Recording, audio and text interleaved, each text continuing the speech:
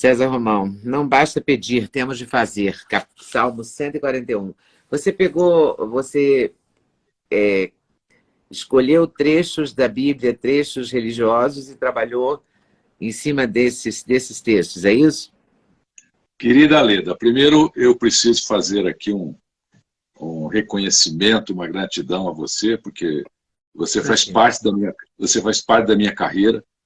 Eu tive o privilégio de lançar com você em 1991, A Semente de Deus, que foi meu primeiro livro. Antigamente a gente tomava um avião e ia para o Rio de Janeiro falar com a Leda Nagler, né? Hoje ficou mais fácil, que bom, né? Então eu sou muito grato a você, porque durante toda a minha carreira você sempre teve muito carinho nos lançamentos dos meus livros. Você é uma pessoa generosa e fica aqui a minha gratidão e minha admiração por você, viu? Eu fico muito grata a você pelo carinho. E quantos livros são desde aquele primeiro até hoje? 25, Leda. Eu acho que pelo menos uns 14 programas a gente chegou a fazer junto, porque eu não fiz lançamento de alguns, depois de 25 livros. Quando chega no 12, 14, você já não lança mais, né? Aí o livro já vai para o mercado diretamente. Mas eu escrevi esse livro, Ensinamentos Bíblicos para o Sucesso, primeiro porque eu sou apaixonado pela Bíblia, né? Durante toda a minha vida eu sempre gostei muito de desvendar a Bíblia. E aí me veio essa ideia, porque as pessoas reclamam muito, falam, a Bíblia é muito complicada, é só para quem é muito religioso mesmo, para compreender. Então eu resolvi fazer uma releitura dos ensinamentos bíblicos de forma mais contemporânea, para que as pessoas pudessem entender facilmente o que é que quer dizer. Eu separei 60 ensinamentos bíblicos, todos estão escritos em 1.900 caracteres. Isto significa que a pessoa lê cada capítulo do livro em apenas 3 minutos. Eu acho genial isso. E você pensa nos mínimos detalhes, né? É porque às vezes a pessoa fala, puxa vida, é sobre a Bíblia, vai ser aquela coisa amassante, né? E não é. Você tem aí uma lição bíblica de forma atualizada, né, contemporânea, fácil de ler. Em 3 minutos você vai entender passagens muito importantes da Bíblia, inclusive do Novo Testamento, do Velho Testamento. Então, por exemplo, você tem lá um capítulo aí sobre João 13:5, que é aquela passagem que Jesus lava os pés dos discípulos. Mesmo ele sabendo que um ia traí-lo e outro ia negá-lo, ele lava os pés. E aí Pedro fala assim, não, mas eu não sou digno que o senhor lave os meus pés. Ele fala, não, quero que você faça o mesmo, né? Então, a lição que a Bíblia nos dá, e eu passo isso aí no livro, é que a gente não pode permitir que a maldade que nos fazem nos torne maus.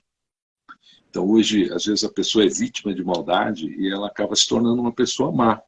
E em João 13:5, a Bíblia nos dá essa lição, que mesmo Cristo sabendo as maldades que ele iria sofrer, ele lavou os pés, mesmo daqueles discípulos que iriam negá-lo e que iriam traí-lo, que foi o caso de Judas, né? Eu vi aqui que tem muitas, é muito bacana, porque cada capítulo tem uma citação. Por exemplo, o tempo é nosso bem mais precioso, o que é mesmo, não é? Tudo depende do tempo, e tudo depende de como a gente lida com o tempo também, né?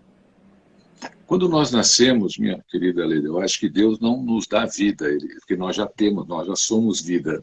Ele nos dá tempo. E nós temos que saber aproveitar esse tempo que ele nos dá. No geral, eu acho que as pessoas aproveitam muito mal o seu tempo. Principalmente com relação ao tema do livro, né, que eu faço essa ligação com o sucesso.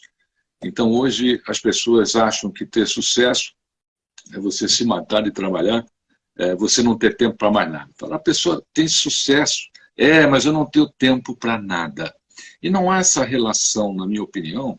O sucesso não é uma aquisição de bens, ele não é uma aquisição de coisas e não é um acúmulo de atividade.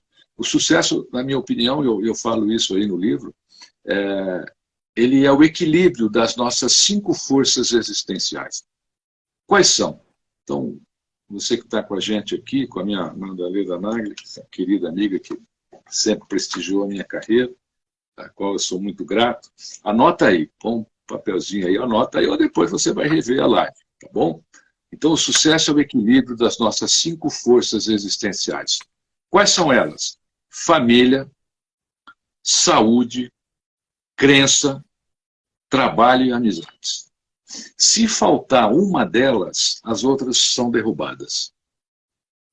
Então, esse é o seu quadro para você ter sucesso na vida. Você escreve isso num quadro, coloca lá na sua casa. Família, saúde, crença, trabalho e amizade. Como é que você está nesses 5 pontos? Normalmente, se você está em desequilíbrio no trabalho, você vai acabar afetando a sua família, vai acabar afetando as suas amizades.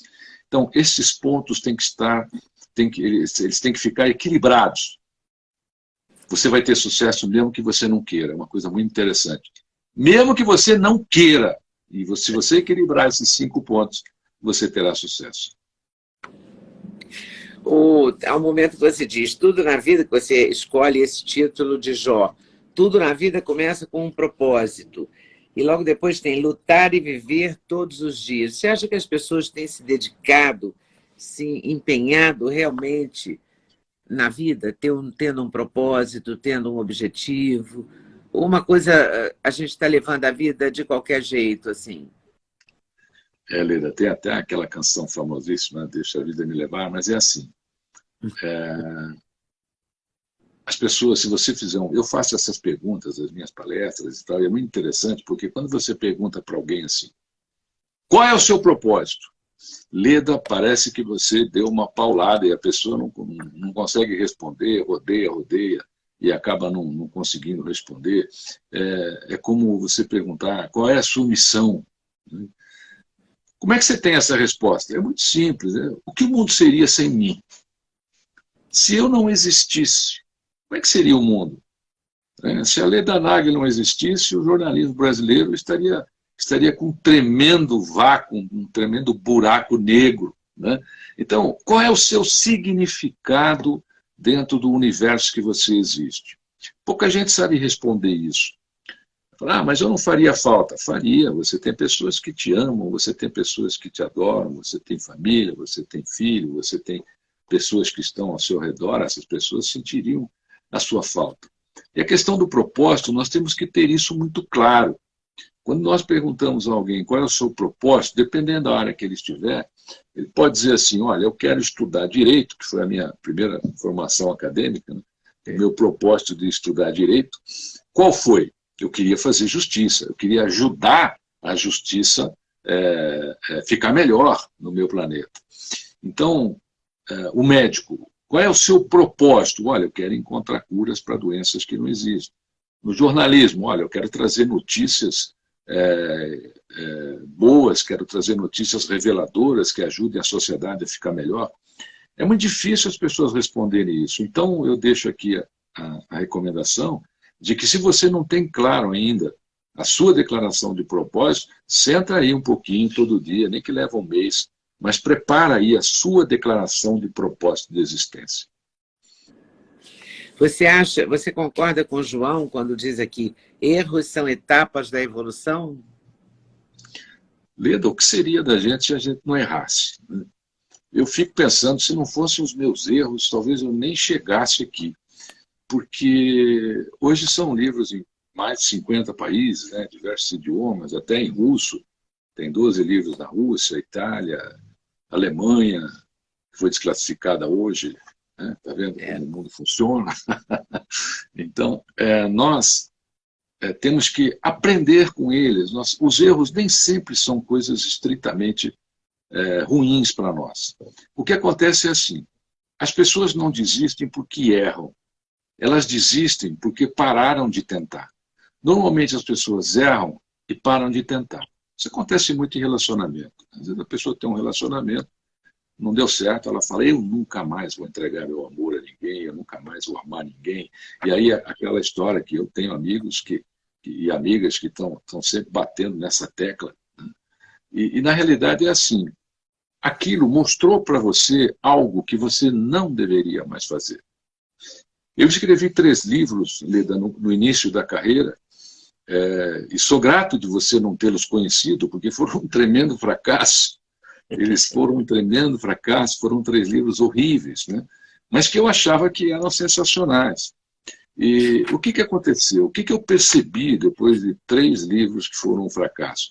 Falei, gente, eu acho que eu tenho que mudar a minha maneira de escrever. Eu acho que esta maneira não devo mais escrever, eu tenho que mudar. E aí eu mudei, eu passei a escrever de uma forma diferente, longe daqueles erros, e veio o best-seller A Semente de Deus, que abriu aí a minha carreira literária no Brasil e em muitos países. Então, errou. Veja como você pode se aproveitar desse erro. O que ele te ensinou? Agora, às vezes as pessoas erram, Leda, e ficam emburradas, ficam bravas. Né? Não quero mais fazer isso, vou trocar de emprego, vou trocar de relacionamento. Mas todo erro tem uma dose de ensinamento. Não adianta ficar persistindo nessa... sofrendo pelo erro, né? Tem que aproveitar o erro para alavancar para outra direção, outra maneira de ver a vida. E você não foge da raiva, você diz assim, todo livro é uma... Você quer dizer que o livro de autoajuda, a autoajuda vem da gente mesmo, é isso? Olha, Leda, essa foi uma conotação, né, que ao longo da minha carreira e de outros autores, não só aqui como fora do Brasil, o pessoal fala, como você escreve autoajuda? E você está correta, Leda. Existe outra ajuda que não seja auto. Você pode me apresentar um problema e vamos supor que eu fosse médico. Né?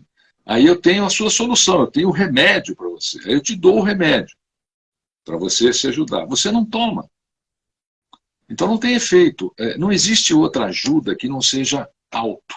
É o autodespertar. É você que vai fazer o uso dessas ferramentas. Essas ferramentas existem. O meu livro, por exemplo, os meus livros, eles são uma ferramenta. Agora, você precisa executar aquela planilha, aprender com ele, ver o que é melhor, o que encaixa na sua vida. Caso contrário, ele não vai ter efeito. Pois é, mas as pessoas resistem muito, há muito preconceito, né? De dizer que é muito raro uma pessoa assumir que escreve autoajuda, escreve um livro de autoajuda, né? Eu sempre assumi na carreira, né? Desde o começo, porque, na realidade, essa é uma classificação. Então, o que aconteceu? Por que autoajuda? Porque você lembra bem, minha querida Leila, que nós tínhamos ficção, não ficção e romance.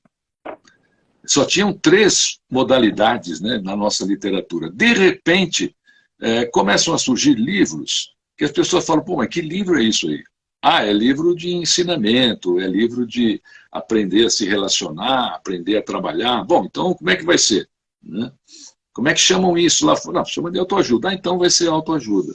Até quem usou esse tema pela primeira vez, na década em 92, se não me engano, foi a revista Veja, que abriu uma 3ª coluna dos 10 livros mais vendidos. Né? Olha só. Ô César, como é que você está vendo, e à luz do seu livro, quando você fala em ensinamentos bíblicos, você fala do sucesso, mas nesse momento a gente está vivendo um momento de muita raiva.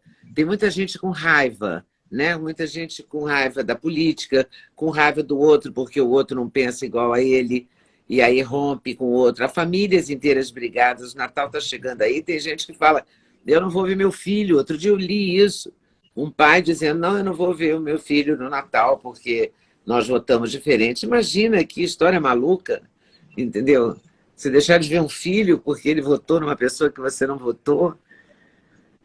A que ponto que a gente está chegando, né? De insatisfação com o outro, de rancor. Como é que você está vendo isso?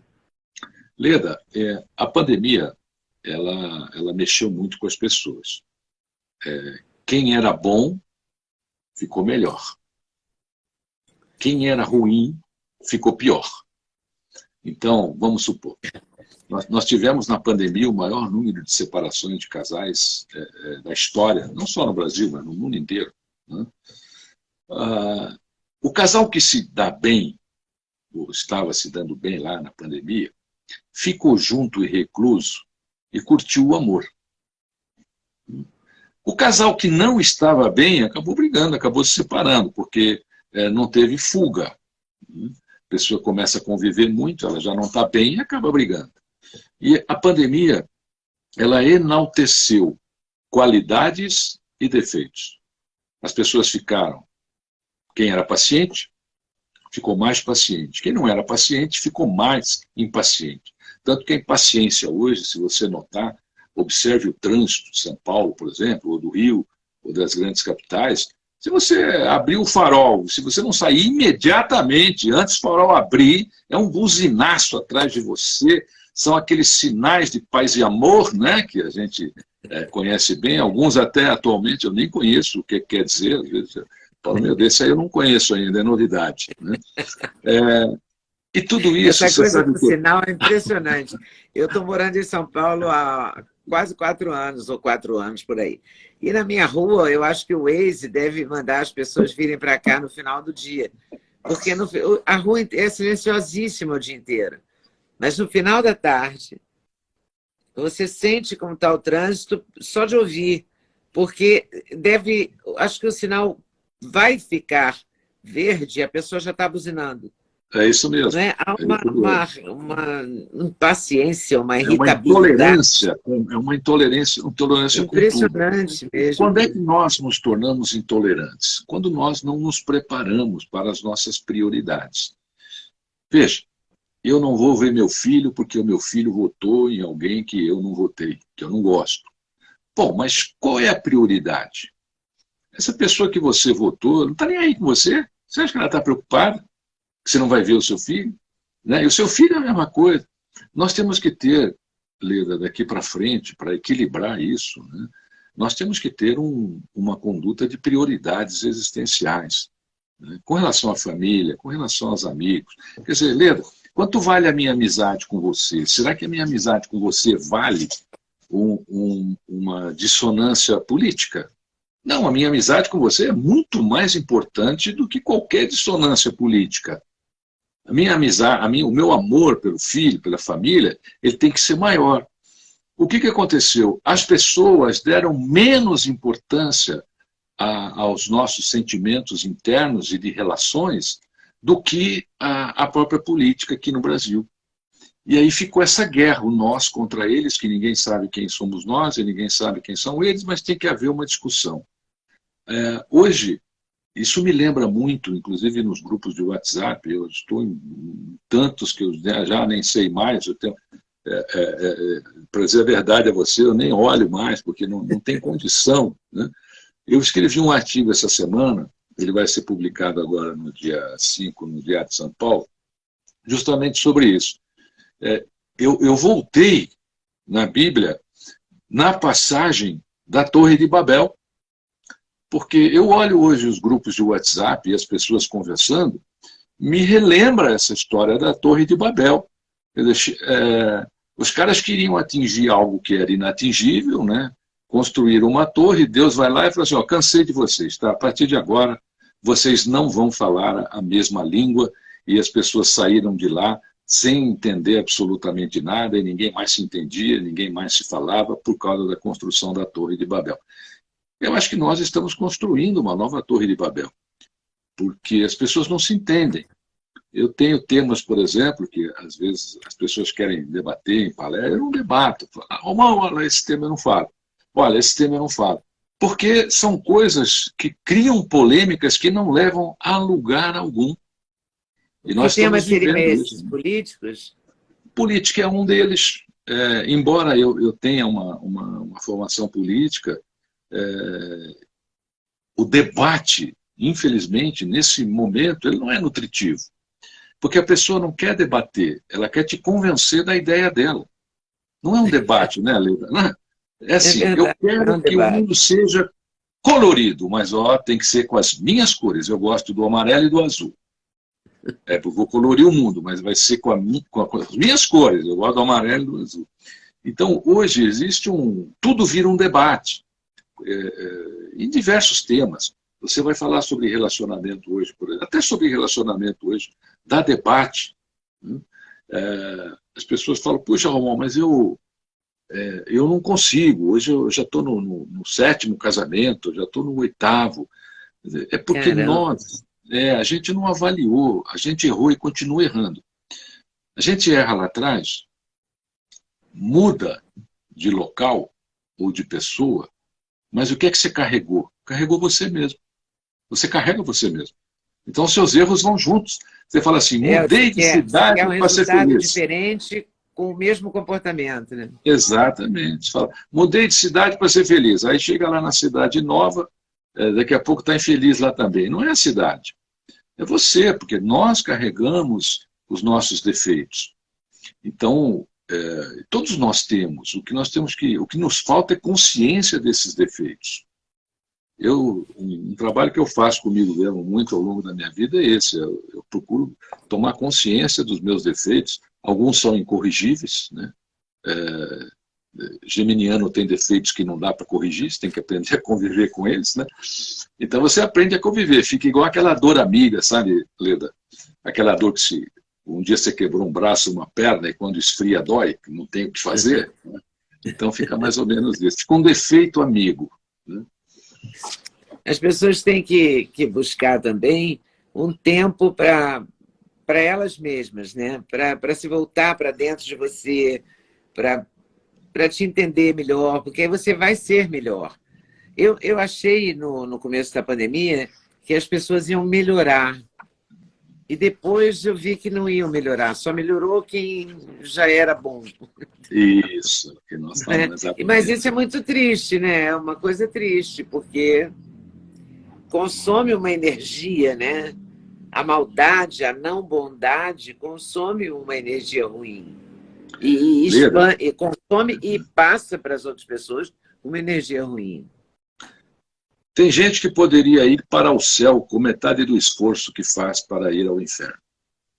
Se as pessoas se dedicassem a coisas nutritivas, elas teriam efeitos muito melhores. Nós temos grandes virtudes, por exemplo, só nós. Nós somos seres humanos e somos mamíferos. E somos os únicos seres do planeta, Leda, que temos consciência da morte e vivemos como se nunca fôssemos morrer. Nenhum outro ser do planeta tem consciência da morte. Nós temos. E a consciência da morte é uma coisa muito forte para nos aproximar de Deus, para nos aproximar do aperfeiçoamento da nossa alma, da nossa mente. E mesmo assim a gente age como se fosse viver eternamente. Então nós temos as nossas virtudes e vamos sepultando. Nós sepultamos a nossa paixão, a nossa determinação, a nossa generosidade, a nossa visão, a nossa vontade de agir, a sabedoria, o amor, e até mesmo a união, né? Pouca gente trabalha hoje pela união. Parece que tudo tem que se transformar, como nós falamos aqui, num debate e alguém tem que ganhar. Esse é o drama maior, né? Eu tenho que vencer. A minha ideia tem que ser melhor. A minha opinião tem que ser seguida.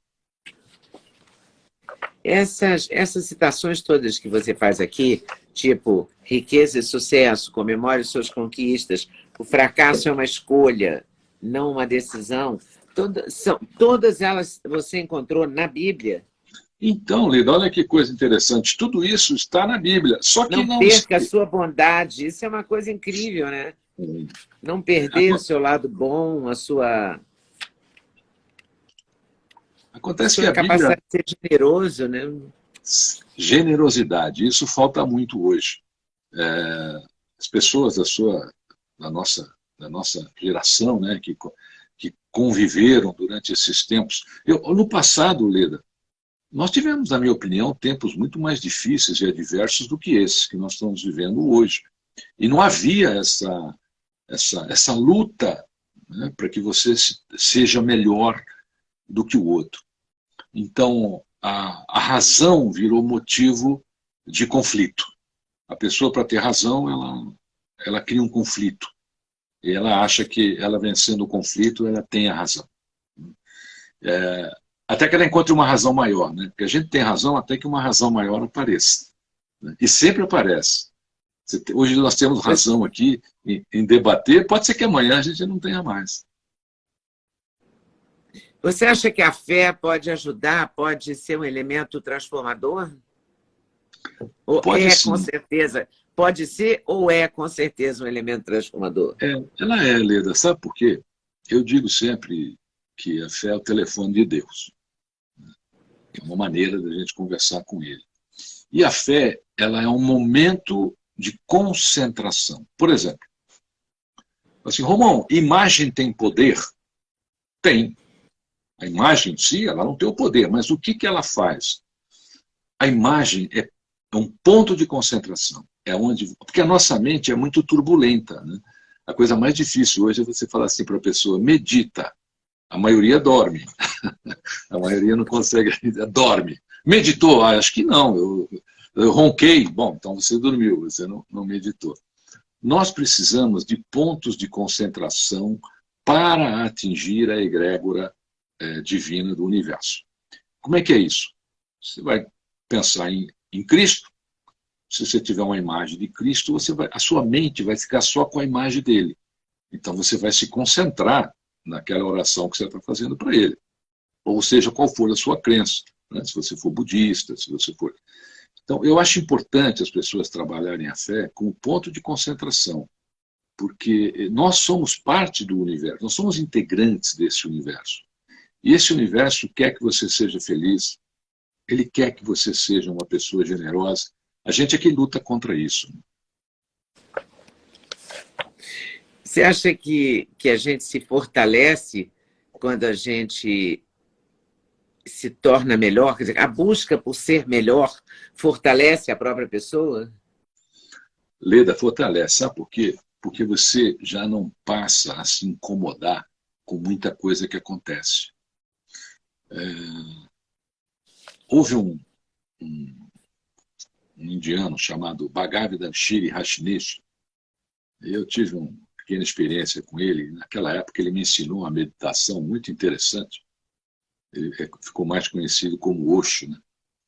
Fala assim, Romão, quando alguém estiver falando algo assim, e que você não concorda, que você não quer debater, você faz o seguinte, usa essa meditação, a meditação do é mesmo. Então, a pessoa vem para você e fala assim, não, porque você é isso, você é aquilo, porque isso é aquilo. É mesmo. Né?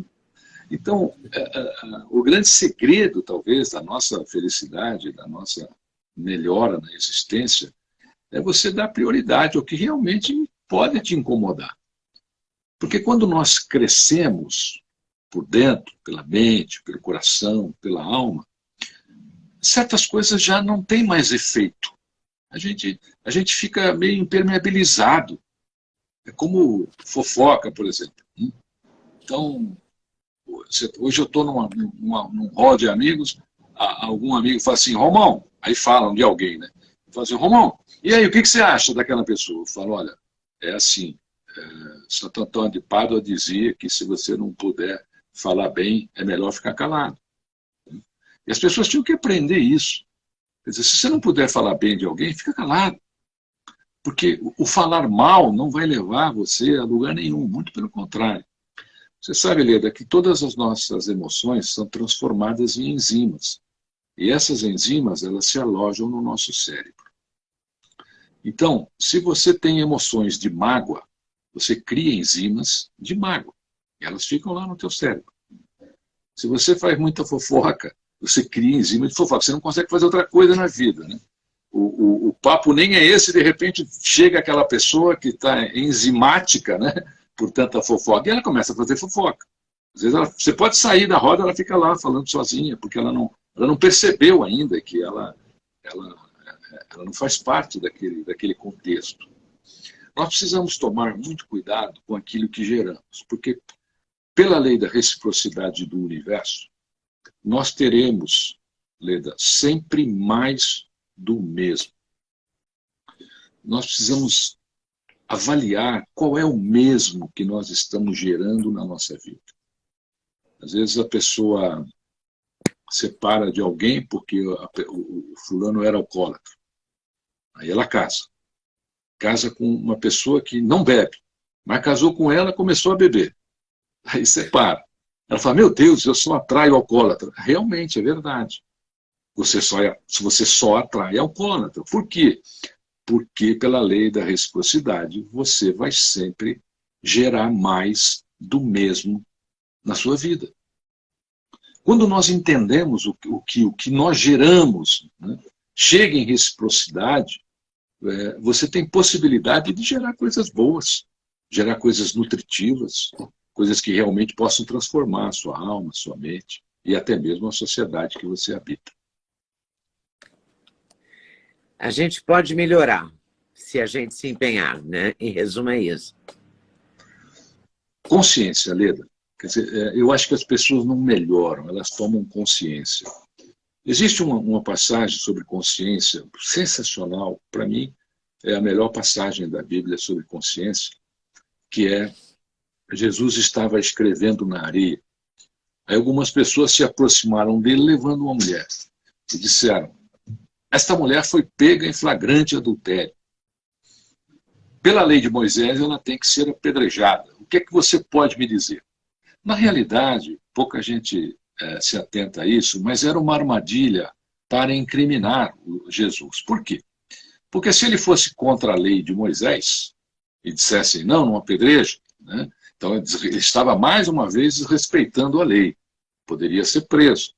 Se ele fosse pela lei dele, mais uma vez ele estaria desrespeitando a lei de Moisés, poderia ser preso por desafiar a lei de Moisés. Depois de 3 tentativas, o que acontece? Jesus se levanta, olha para aquela pequena multidão e diz, quem não tiver pecado, que atire a primeira pedra. A multidão vai embora, fica só a mulher, ele olha para a mulher e diz, eu não vejo ninguém aqui que te condene, eu também não te condeno, vá e não peques mais. Qual é o grande segredo dessa passagem? É talvez o maior segredo humano. Qual é a metodologia que Cristo usou para afastar aquela multidão? Ele não falou ao coração daquelas pessoas. Ele não falou à religião daquelas pessoas. Ele não falou à mente daquelas pessoas. Ele falou à consciência daquelas pessoas. Quando nós atingimos a consciência, é aí que está a transformação. Se a pessoa não se transforma, para ela, né, ela ainda não atingiu a própria consciência. Ela precisa trabalhar para isso. O maior amigo da consciência dela, às vezes, é o travesseiro. Ela vai lá, dorme com aquela consciência pesada, né, mas aí ela acorda, como se nada tivesse acontecido, e começa a repetir as mesmas coisas. Nas suas palestras, eu sei que você faz muitas palestras, qual é a reivindicação, o sentimento que você acha que é mais frequente hoje que não era frequente quando você começou na década de 90? O que mudou? Assim, mudou o sentimento, mudou a percepção de mundo, mudou o objetivo, todo mundo quer ter dinheiro e sucesso e prosperidade. O que aconteceu? O que te dá o sinal, sabe, que te prova que as pessoas buscaram ou foram para outro caminho? Não estou julgando o caminho, não, independente de valores. Mas o que você...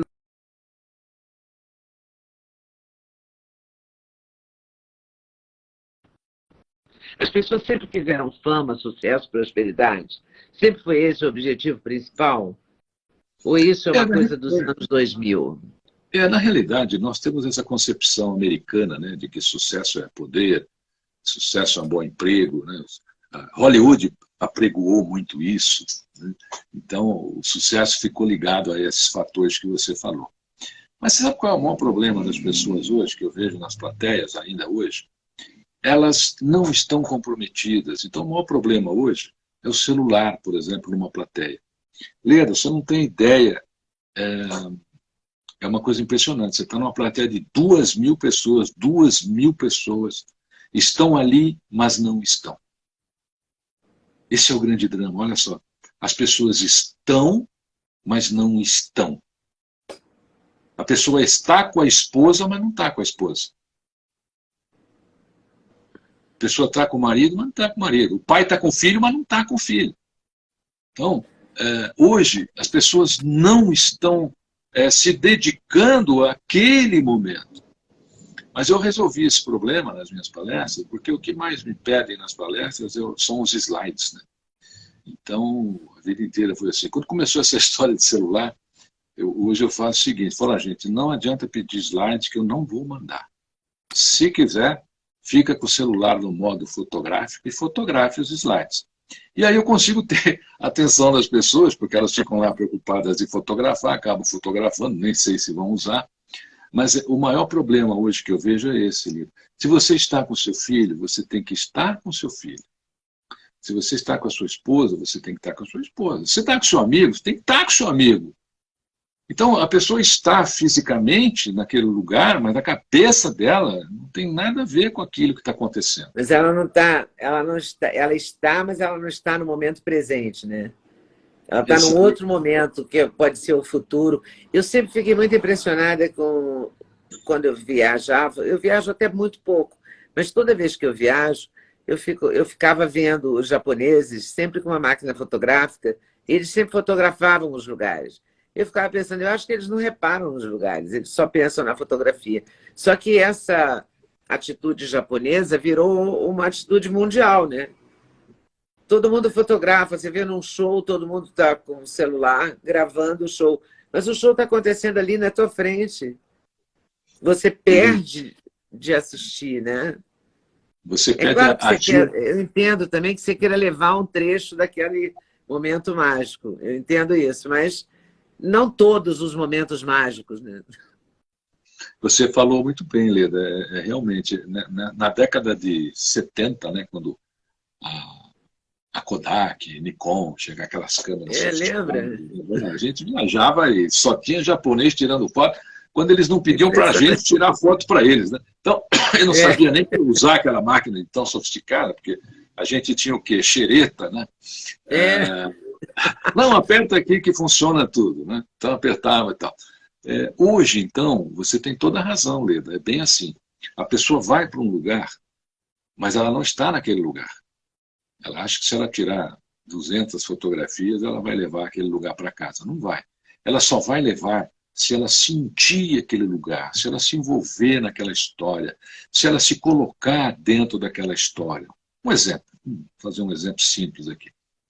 Então você vai, por exemplo, para a Itália, vai para o Castelo San Angelo, né? Tem uma história linda lá. Aí você, ao invés de entrar no castelo acompanhando a história do que aconteceu no castelo, você entra com a máquina fotográfica e vai fotografando. Aí você sai do castelo, eu pergunto assim, e aí, você foi no Castelo San Angelo, na Itália? Fui! Sensacional. Bom, o que você sentiu? O que eu senti? Nada, eu tirei muita foto. Mas você não sabe da história, você não foi naquele lugar onde aquele... Né? Então, muita gente, por exemplo, citar a Itália, que é um dos pontos turísticos grandes, né? Ou mesmo no Rio de Janeiro, às vezes, na Itália a pessoa fala assim, eu fui lá no restaurante no Alfredo de Roma. Você comeu com o talher de ouro do Clark Gable e da Greta Garbo? Não, mas tem isso? Não vi, está em tudo lá, né? Tá. Se ele tivesse sentado 1 minuto e sentido o ambiente, ele ia entender isso aí. E você tem toda a razão. Mas o grande drama, Leda, não é a questão dos lugares, é a questão da relação. Então, é a questão do casamento, a questão do filho, a questão do pai, da mãe. A pessoa está com a mãe, mas não está com a mãe. A pessoa está com o pai, mas não está com o pai. Você acha que isso se transfere dos lugares para os sentimentos também, né? Para as sensações e os afetos? Exatamente, Leda. Exatamente. Você está com o filho, mas você está ocupado com o celular, o teu filho está ali do lado, que também está no joguinho no celular. Então, a convergência, a troca afetiva se dá muito pouco, né? Os bebês dessa geração vão chamar os tablets de papai e mamãe, porque a gente chegou a um ponto que os pais até dão o tablet lá para a criança, né, não perturbar e tal. Quer dizer, na realidade, cadê a convivência? Né? Como eu tive, você teve. Cadê o ser pai, ser mãe, né? Ser marido, ser irmão, ser amigo? É isso. Imagine você aqui, a gente está matando uma saudade de uma amizade que tem bastante tempo, né? E eu estou aqui com você, tem muita coisa acontecendo aqui. Então, tem telefone tocando, tem coisa chegando, está acontecendo, só que eu estou aqui, eu estou com você.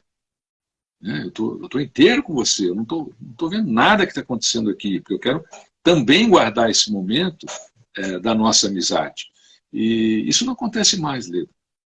Infelizmente, eu não sei se isso tem volta, sabe? É uma coisa que me entristece um pouquinho. Há uma dispersão generalizada, né? Generalizada. Valores efêmeros. Então, as pessoas estão perdendo os seus reais valores e princípios, né, para coisas efêmeras. Nossa vida toda, Leda, ela é baseada em duas colunas. A coluna dos princípios e a coluna dos valores. Todos nós temos que ter essas duas colunas. É facinho, eu vou ensinar aqui a nossa audiência, a sua audiência, né? Essa audiência Imagina, a nossa. Você tem que fazer uma coluna de princípios e de valores. Pega um papel, risca no meio, escreve lá, valores, princípios. O que você vai colocar na coluna de valores? Na coluna de valores, você vai colocar as coisas pelas quais você daria a sua vida. Então, por exemplo, Leda, você vai fazer a sua coluna de valores, você coloca lá seu filho, sua nora, sua netinha, sua família, seu trabalho, as suas lives magníficas. Ok.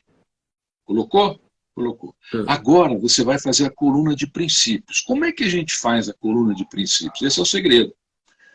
Na sua coluna de princípios, você vai precisar colocar comportamentos que defendam e nunca destruam os seus valores. Então o marido coloca lá que a mulher dele é um dos valores, ele daria a vida dele por ela. Mas ele chega em casa, pega um cabo de vassoura e briga com ela. Dá uma vassourada nela. Opa, então ela não é um dos seus valores. Nós temos que entender que a nossa coluna de valores são as coisas pelas quais a gente daria a nossa vida. Pelo que você daria a sua vida hoje? Então, as pessoas têm muita dificuldade de entender o que realmente são os valores da vida dela. Por isso que nós temos que fazer esse pequeno exercício e tê-lo sempre em mãos. Porque quando você chegar em casa querendo brigar com o filho, estilhaçar o neto ou qualquer coisa assim, você fala, não, ele está na minha coluna de valores, eu daria a minha vida por ele, eu não posso fazer isso. Eu tenho que preservar, eu tenho que educar, eu tenho que amar, eu tenho que dividir sentimento. E hoje isso não acontece mais. Tanto que você veja como os relacionamentos hoje são fúteis. Leda, nós nunca mais vamos conseguir, nem eu nem você, fazer amigos no futuro que durem tanto quanto as amizades que fizemos até hoje. Esses amigos que eu tenho, que você tem, Leda, vamos preservar, porque primeiro não vai dar nem tempo de fazer outros toda, assim, né? E os novos não vão chegar nem aos pés desses que nós tivemos. Quer dizer, é uma diferença muito grande. Tudo ficou muito efêmero. A coisa ficou muito por interesse. O que eu ganho com isso? As pessoas perderam a prioridade do convívio saudável. Né? Cuidar dos amigos, cuidar dos seus hábitos, das suas vontades, do seu dia a dia, saber comemorar suas conquistas. Você fala em comemorar as conquistas, em não sofrer pela ingratidão. Estou aqui vendo as suas colocações. Coragem para ter arrependimento.